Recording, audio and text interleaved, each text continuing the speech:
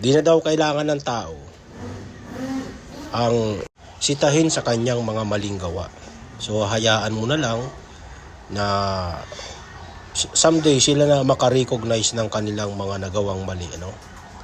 Pwedeng ganun, ano? Pero may tao kasi na kapag hindi mo napagsabihan at di mo naturuan, ay mananatili sila sa ganong paniniwala. Meron nga akong kilala eh.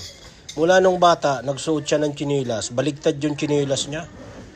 Nakamulatan na niya yon at nung masabihan ko ay talagang yun daw talaga ang tama dahil yun daw ang nakamulatan niya, nabaligtad ang tsinelas. Kahit itama mo siya, ay hindi niya gagawin dahil yun nga ang nakamulatan niya. At meron din naman akong kilala na ang tawag sa pato ay itik. No? Magkaiba kasi yung pato sa itik. Pero dahil ngayon ang nakamulatan at hindi naturuan ng tama, ay yun ang kanyang pinaniniwalaan na yung pato na kulay puti ay itik ang tawag. No? Meron talagang ganun yung kakaiba. No?